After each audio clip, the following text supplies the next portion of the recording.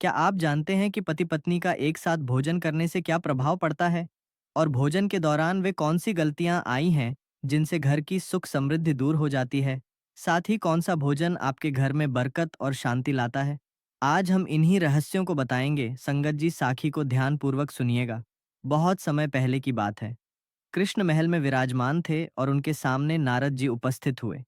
आते ही उन्होंने प्रणाम किया और बिना किसी झिझक के बोले, प्रभु, आज एक बात मेरे मन को परेशान कर रही है।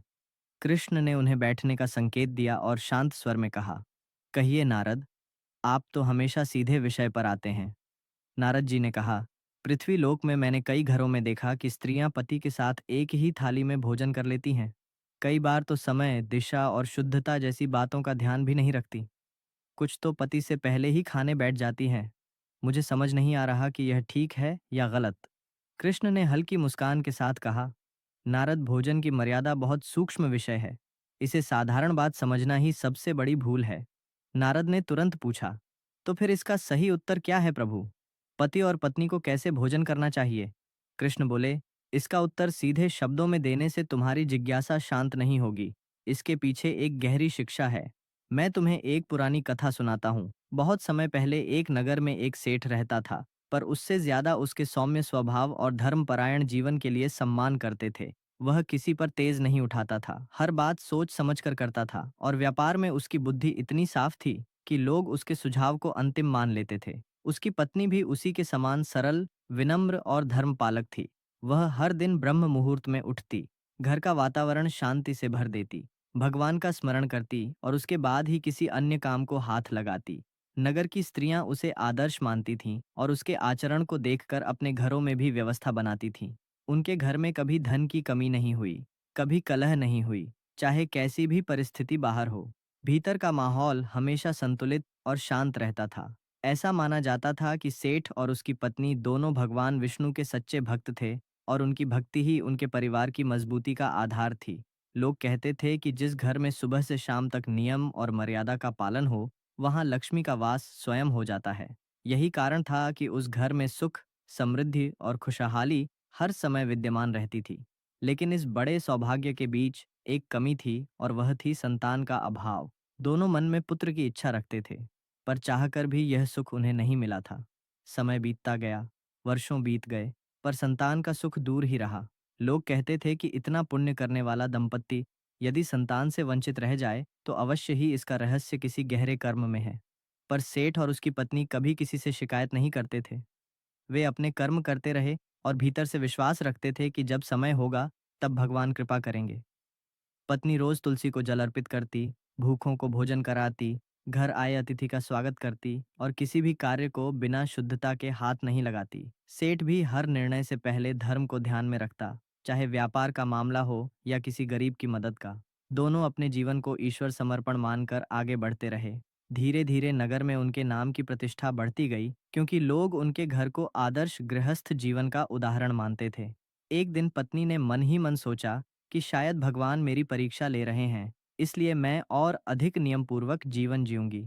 भगवान विष्णु ने अंततः उनकी तपस्या और धर्म पालन से प्रसन्न होकर उन्हें संतान का आशीर्वाद देने का निश्चय किया। एक शुभ दिन उनके घर पुत्र का जन्म हुआ और पूरा नगर खुशी से भर गया। जिस घर में वर्षों तक एक खालीपन था, वह अचानक उल्लास से भर उठा। सेठ की पत्नी ने पुत्र को देखकर आंसू बहाए, पर वे आंसू दुख के नहीं बल्कि उस पूर्णता के थे जिसका इंतजार उसने कई वर्षों तक किया था। सेठ ने भी अपने पुत्र के जन्म को ईश्वर की कृपा माना और पहले दिन से ही प्रण किया कि वह उसे ऐसा संस्कारी और विवेकी बनाएगा कि वह आगे चलकर समाज के लिए उदाहरण बने। बच्चा बड़ा हुआ, उसकी बुद्धि तीव्र थी और उसके स्वभाव में माता पिता दोनों की झलक साफ दिखाई देती थी। बच्चे के 7 वर्ष का होते ही सेठ ने निश्चय किया कि उसे उचित शिक्षा के लिए आश्रम भेजा जाए, ताकि वह शास्त्र, नीति, विनम्रता और व्यवहार सब कुछ सीख सके। इसीलिए सेठ ने अपने बेटे को एक आश्रम में गुरु के पास भेज दिया। वहां रहकर सेठ का लड़का शिक्षा ग्रहण करने लगा। सालों की शिक्षा के बाद लड़का एक तेजस्वी युवक बनकर घर लौटा। उसका चेहरा तेज से भरा था, आवाज स्थिर थी और बातों में स्पष्टता थी। पिता उसे देखकर गर्व से भर गया और माँ उसे गले लगाकर अपनी तपस्या का फल महसूस करने लगी। उसके लौटने के कुछ ही समय बाद सेठ ने उसके विवाह का विचार किया और एक सुशील संस्कारी कुल की लड़की का चयन कर लिया। पूरे नगर में शादी की चर्चा फैल गई और विवाह बड़े धूमधाम से संपन्न हुआ। बहू घर आई, घर वालों ने उसे सम्मान दिया और गृहस्थ जीवन की जिम्मेदारियां सौंप दी। बहू के आने के बाद कुछ दिनों तक घर वातावरण हल्का और सुखद बना रहा। सास ने उसे हर बात धीरे धीरे सिखानी शुरू की और बहू भी हाँ में हाँ मिलाती रहती। लेकिन जैसे ही विवाह के शुरुआती दिन बीते, उसका अपना स्वभाव उभरने लगा। वह घर में प्रचलित नियमों को गंभीरता से नहीं लेती थी। सुबह उठने का समय अनियमित होने लगा, जबकि इस घर में ब्रह्म मुहूर्त का बड़ा महत्व था। सास उसे समझाती कि यह समय देवताओं का होता है और इस समय उठने से मन, शरीर और घर तीनों को शांति मिलती है। लेकिन बहू इसे आधुनिकता के हिसाब से बेकार की पाबंदी समझती। उसे लगता कि जब मन हो तब उठना ही ठीक है। धीरे धीरे उसकी आदतें बदलने लगीं और उसके साथ ही घर की दिनचर्या भी डगमगाने लगी। समस्या तब और बढ़ी जब बात भोजन की शुद्धता पर आई। कई बार अपने कमरे से सीधे रसोई में चली जाती बिना हाथ मुंह धोए। कभी किसी भी दिशा में बैठकर खाना शुरू कर देती। सास ने अनेक बार समझाया कि भोजन पूर्व या उत्तर दिशा की ओर मुंह करके करना चाहिए, क्योंकि इससे शरीर और मन दोनों संतुलित रहते हैं। उन्होंने यह भी बताया कि खाना शुरू करने से पहले अन्नपूर्णा माता को धन्यवाद देना चाहिए और भूखे जीवों के लिए प्रार्थना करना घर की संपन्नता बढ़ाता है। लेकिन बहू इन बातों को अनसुना कर देती। धीरे धीरे बहू की एक और आदत सामने आई जिसने सास को चिंता में डाल दिया। वह कई बार अपने पति के साथ एक ही थाली में बैठकर खाना खाने लगती। कभी वह पति से पहले खाना शुरू कर देती। सास ने उसे धीरे से समझाया कि एक ही थाली में खाना शास्त्रीय दृष्टि से उचित नहीं माना जाता और गृहस्थ जीवन के संतुलन को बिगाड़ता है। पति से पहले भोजन करना भी अशुभ माना जाता है, क्योंकि इससे घर की लक्ष्मी शक्तियां कमजोर हो जाती हैं। लेकिन बहू इन बातों को पुराने जमाने की सोच कहकर टाल देती। समय बीतता गया और बहू की गलतियां बढ़ती गईं, जबकि परिवार अंदर ही अंदर चिंतित होता गया। सेठ का बेटा भी कई बार उसे समझाता कि माँ कह रही हो तो उसका कोई अर्थ होगा, लेकिन बहू इसे सास की पुरानी आदत समझकर अनदेखा कर देती। धीरे धीरे बेटा भी असमंजस में पड़ गया। एक ओर माँ की चिंता, दूसरी ओर पत्नी की नाराजगी। धीरे धीरे घर की शांति डगमगाने लगी। पहले जहां सुबह तुलसी चौरे से घंटी की मधुर ध्वनि आती थी, वहां अब बहू की उदासीनता ने एक अजीब सी चुप्पी पैदा कर दी। घर में मौजूद सकारात्मक ऊर्जा धीरे धीरे कम होने लगी। कुछ ही समय बाद इसका असर व्यापार पर भी दिखने लगा। सेठ का काम, जो पहले बिना किसी बाधा के चलता था, अब रुकावटों से भरने लगा। अब बिना कारण काम बिगड़ने लगा। लाभ की जगह घाटा आने लगा। सेठ को समझ नहीं आता कि ऐसा क्या हो गया है कि भाग्य का रुख एकाएक बदल गया। धीरे धीरे वह तनावग्रस्त रहने लगा और उसकी चिंता बेटा भी महसूस करने लगा। पर परिवार किसी को बताना नहीं चाहता था कि घर की ऊर्जा ही कमजोर पड़ चुकी है। धीरे धीरे घर में कलह बढ़ने लगा। बहू का स्वभाव चिड़चिड़ा होने लगा। बेटे और पत्नी के बीच झगड़े होने लगे और घर का माहौल बदल गया था। सास ने कई बार बहू को समझाने की कोशिश की, पर हर बार वही जवाब मिलता कि वह इन बातों पर विश्वास नहीं करती। बहू को लगता था कि उसका जीवन उसके हिसाब से चलेगा, चाहे घर की परंपराएं कितनी भी पुरानी क्यों ना हो। घर में बदलाव इतने शांत तरीके से हुआ कि पहले किसी को लगा ही नहीं कि इसका असर कितना गहरा होगा। लेकिन कुछ ही महीनों के अंदर माहौल पूरी तरह बदल चुका था। सेठ रोज सुबह दुकान जाते तो जाते समय चेहरे पर चिंता की रेखाएं पहले से गहरी दिखती। एक शाम जब वह भारी कदमों से घर लौटे तो पत्नी ने पूछा, आज भी काम नहीं बना क्या? सेठ ने थका हुआ सा जवाब दिया, न जाने क्या हो रहा है। जो सौदे हाथ में आते हैं वे पलट जाते हैं। मैं जितना समझने की कोशिश करता हूँ उतना ही उलझ जाता हूँ। पत्नी चुप हो गई, लेकिन उसके मन में बार बार वही बात घूमने लगी कि घर की मर्यादा कहीं ना कहीं टूट चुकी है। उधर बहू अपने हिसाब से ही घर चला रही थी। कई बार वह पति से पहले भोजन कर लेती। एक दिन सुबह जब सास ने देखा कि बहू सीधे रसोई में चली गई, बिना हाथ मुंह धोए, तो उन्होंने धीरे से कहा, बेटी पहले थोड़ा जल लेकर हाथ पैर धो लो, फिर रसोई में आना। रसोई शुद्ध स्थान है। बहू ने बिना पलटे कहा, माँ जी इतनी सुबह उतनी ठंडे पानी से कौन धोए? रोज इतनी सफाई सफाई की बातें मत किया करें। मैं आजकल के समय की लड़की हूँ। सास निरुत्तर रह गई, लेकिन उनके मन में दर्द सा हुआ कि बहू आदर से बात भी नहीं करती। धीरे धीरे सेठ का बेटा भी दो राहों पर खड़ा होने लगा। वह माँ की भावनाएं समझता था, लेकिन पत्नी से तर्क करने पर घर में झगड़ा होने लगता। एक शाम वह बहू से बोला, देखो, माँ की बातों में बुरा मानने जैसा कुछ नहीं है। ये घर उन नियमों पर ही टिका है जिन्हें तुम हल्के में ले रही हो। बहू ने तुनक कर कहा, तो क्या मैं सब कुछ छोड़कर बस पुरानी परंपराएं निभाती रहूं? मुझे भी अपनी सुविधा चाहिए। बेटे ने शांत होकर कहा, सुविधा ठीक है, पर घर की ऊर्जा भी तो देखनी पड़ेगी। बहू झंझलाकर बोली, ऊर्जा नहीं, यह तुम्हारी माँ की बनाई पाबंदियां हैं। पति कुछ पल उसे देखता रहा। उन दोनों के बीच का यह पहला बड़ा विवाद था। इसी तनाव के बीच एक दिन ऐसा आया जब सास ने तय किया कि वह इस विषय पर बहू से खुलकर बात करेंगी। उन्होंने दोपहर में उसे बुलाया और धीरे से कहा, बेटी, तुमसे एक बात कहना चाहती हूँ। घर की हालत दिन पर दिन खराब होती जा रही है और मुझे लगता है कि यह सब भोजन की मर्यादा टूटने से हो रहा है। बहू ने भेंट चढ़ाकर पूछा, तो आप कहना चाहती हैं कि घर बर्बाद मैं कर रही हूँ? सास ने शांत स्वर में कहा, नहीं बेटी, मैं यह नहीं कह रही कि तुम जानबूझकर कर रही हो। पर कुछ नियम ऐसे हैं जिन्हें तोड़ने से अन्य देवता रुष्ट हो जाते हैं। बहू हंसते हुए बोली, माँ जी, देवता किसी के खाने से नाराज होते हैं क्या? यह सब आपकी धारणाएं हैं। सास ने धीमी आवाज में कहा, धारणाएं नहीं बेटी, हमारे पूर्वजों का अनुभव है। हम स्त्रियां भोजन को पवित्र मानती हैं, इसलिए शास्त्रों में स्त्रियों को पति के बाद भोजन करने की सलाह दी गई है।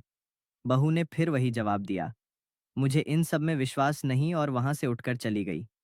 सास की आंखें भर आई, लेकिन उन्होंने संयम रखा। वह जानती थी कि बहू को समझाना अब कठिन होता जा रहा है। उधर सेठ दिन रात तनाव में रहने लगे। व्यापार का नुकसान इतना बढ़ गया कि उन्हें कुछ संपत्ति बेचनी पड़ी। रात में सेठानी सेठ से बोली, आंखों नहीं लगता कि घर की मर्यादा भंग हो रही है? सेठ ने गहरी सांस लेकर कहा, हाँ, लगता तो है, पर हम अपनी बहू पर जोर भी नहीं डाल सकते। बेटे का घर टूट जाए, यह भी नहीं चाहता। सेठानी ने सिर झुका लिया। धीरे धीरे यह संकट इतना बढ़ गया कि घर की शांति पूरी तरह समाप्त हो गई। बेटे और बहू में झगड़े बढ़ने लगे। बहू की जिद हर दिन तेज होती जा रही थी। एक शाम जब बहू फिर पति से पहले खाने बैठ गई और सास ने बस इतना कहा कि बेटी एक बार उसे बुला लो, तो बहू पलटकर जोर से बोली, माँ जी, मैं बच्ची नहीं हूं कि हर बात पर टोका टोकी सहूं। उस आवाज ने पूरे घर को चीर दिया। पति कमरे से बाहर आया और गुस्से में बोला, बस बहुत हो गया। मेरी माँ का इतना अपमान मैं बर्दाश्त नहीं करूंगा।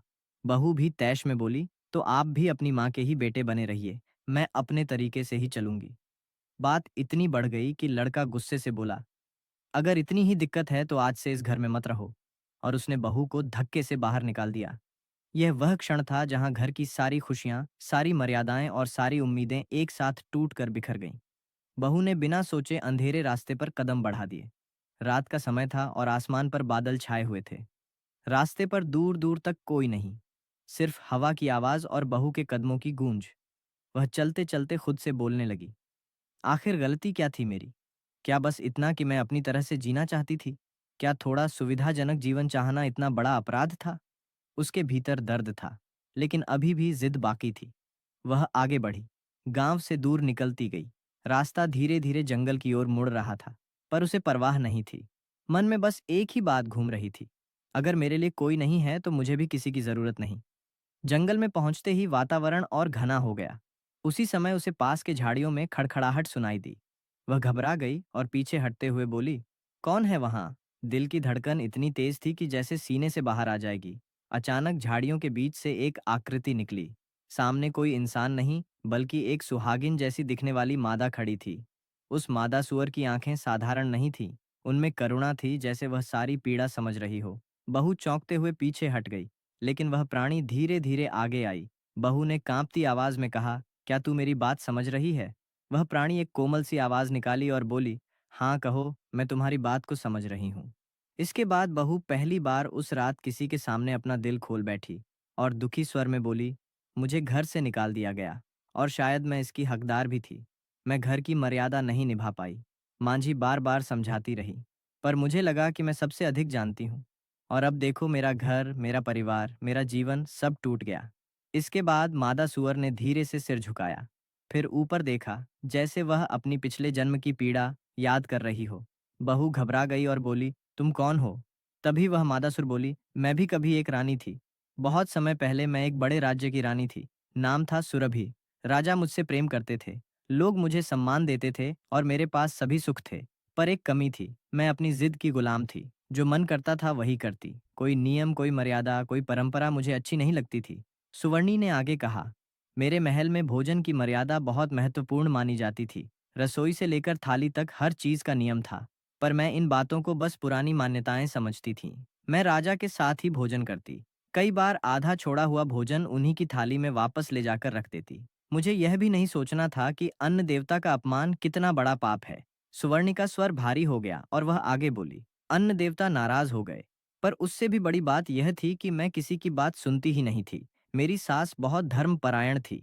वे हर दिन मुझे समझाती कि भोजन की परंपरा घर को थामे रखती है, पर मैं उनका मजाक उड़ाती। कहती, यह सब तुम्हारे जमाने की बातें हैं। उन्हें दुख पहुंचता, पर फिर भी वे प्यार से समझाती रहीं। सुवर्णी ने कहा, एक दिन मेरी अवज्ञा हद से बढ़ गई। मैंने राजा की थाली में बचा हुआ भोजन लेकर रख दिया। यह मेरे राज्य में अत्यंत अशुभ माना जाता था। राजा ने कुछ नहीं कहा, पर अन्न देवता अत्यंत क्रोधित हुए। उसी रात जब मैं भोजन के बाद सोई, मुझे एक भयानक सपना आया। सपना नहीं, दंड था। इतना सुनकर बहू कांप उठी और बहू की आंखें फैल गईं। वो डरते हुए बोली, क्या दिखा सपने में? सुवर्णी ने उत्तर दिया, मैंने देखा कि पूरा महल अंधेरे में डूब गया है। रसोई की अग्नि बुझ गई है। अन्न देवता के विशाल रूप ने मुझे देखा और कहा, जो स्त्री अन्न की अवमानना करती है, जो भोजन की पवित्रता तोड़ती है, जो पति की थाली का सम्मान नहीं करती, वह अगले जन्म में उसी स्थिति में जन्म लेती है जहां भोजन की पवित्रता का कोई अर्थ नहीं, जहां वासना, गंदगी और अपमान ही जीवन बन जाते हैं। बहू का हाथ मुंह पर चला गया। वह कुछ कहना चाहकर भी चुप रह गई। सुवर्णी ने दर्द भरी आवाज में कहा, अगली सुबह जब मेरी मृत्यु हुई, मुझे मनुष्य नहीं बल्कि सूअर का जन्म मिला, और जब पहली बार आंखें खोली तो मैं कीचड़ में पड़ी थी। मेरे चारों ओर वही भोजन था जिसे मैंने अपने पिछले जन्म में अपवित्र किया था। बहू की आंखों से आंसू बहने लगे। सुवर्णी ने धीमे से कहा, यह मेरा दंड था, और आज जो गलती तुमने की, जो अनादर तुमने दिखाया, उसी मार्ग पर तुम भी बढ़ रही थी। इसलिए मैंने तुम्हें रोता देखा और पास आई, ताकि तुम मेरी तरह ना बनो। बहू ने भारी आवाज में कहा, मैं सच में बदल जाऊंगी। मैंने अपनी गलती समझ ली है। मुझे घर लौटना चाहिए, है ना? सुवर्णी ने उसकी आंखों में देखा। हाँ बेटी, यही सही समय है। घर लौटो, अपनी सास से माफी मांगो, मर्यादा अपनाओ। परिवार नियमों से नहीं, भाव से चलता है, लेकिन जब भाव मिट जाए और अभिमान बढ़ जाए, तो हर रिश्ता टूट जाता है। बहू ने सिर झुकाकर कहा, मेरे घर वाले मुझे स्वीकार करेंगे? सुवर्णी ने कोमल स्वर में कहा, अगर पश्चाताप सच्चा हो तो हर द्वार खुल जाता है। बहू ने आंसू पोंछे उठकर सीधी खड़ी हुई। उसने अंतिम बार सुवर्णी की ओर देखा और बोला, तुम्हारी कहानी ने मुझे बदल दिया। मैं अब लौटकर सब ठीक करूंगी। सुवर्णी ने बस अपना सिर झुकाकर आशीर्वाद जैसा संकेत दिया। बहू जंगल से बाहर निकल गई।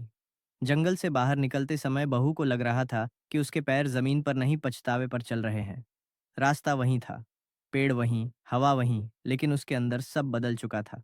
रात लगभग बीत चुकी थी। दूर से अपने घर का आंगन दिखने लगा। घर की मशालें धीमी लौ में जल रही थी, जैसे पूरा घर थक गया हो। बहू ने दरवाजे के सामने खड़े होकर गहरी सांस ली और हाथ कांपते हुए किवाड़ पर दस्तक दी। कुछ क्षण बाद अंदर से सेठानी की आवाज आई। कौन है? बहू का गला सूख गया। वह मुश्किल से बोली, मैं बहू। सेठानी बहू के पास आई। चेहरे पर थकान, दुख और थोड़ी निराशा थी। उन्होंने बहू को सिर से पांव तक देखा। तुम यहाँ कैसे? घर से तो चली गई थी। बहू ने पलकें झुका दी। माँ जी, मुझसे गलती हुई, बहुत गलती। मैं सब समझ गई हूँ। आप जैसा कहती थी वही सही था। सेठानी कुछ क्षण तक चुप रही। फिर उन्होंने ठंडे स्वर में कहा, समझना आसान है, निभाना कठिन। तुमने हमारे नियमों को मजाक बनाया था। बहू तुरंत उनके पैरों पर बैठ गई। हाँ माँ जी, लेकिन मैं अब सच में बदलने आई हूँ। इस बार मैं बस सुनने आई हूँ, समझने आई हूँ, सीखने आई हूँ। सेठानी चौंक गई। यह वही बहू थी जो हर बात पर तर्क देती थी, हर नियम को चुनौती देती थी। उन्होंने पूछा, यह बदला हुआ स्वर कैसे आया? बहू ने हल्की थकी आवाज में कहा, मैंने आज किसी ऐसे के दुख को देखा जिसने अपने जीवन में मेरी जैसी गलती की थी, और वह दुख इतना गहरा था कि उसकी कहानी सुनकर मेरा मन हिल गया। सेठानी ने भौं चढ़ाई। कौन था वह? बहू ने धीमे स्वर में कहा, एक स्त्री जिसे आज सूअर का जन्म मिला है, सिर्फ इसलिए कि उसने भोजन की पवित्रता तोड़ी, मर्यादा तोड़ी और अपने रिश्तों की इज्जत नहीं रखी। कुछ क्षण तक वातावरण बिल्कुल शांत रहा। फिर अचानक भीतर से सेठ बाहर आए। उन्होंने कठोर स्वर में पूछा, तुम वापस क्यों आई हो? हमारे बेटे को तुमने दुख दिया, घर का नियम बिगाड़ा, और अब रात के सन्नाटे में लौट आई। बहू रोते हुए बोली, क्योंकि अब मैं भागना नहीं चाहती। मैं गलत थी। मेरे अभिमान ने मुझे अंधा कर दिया था। अगर आज भी आप कहें तो मैं अभी इसी समय लौट जाऊं। लेकिन पहले मेरी बात सुन लीजिए।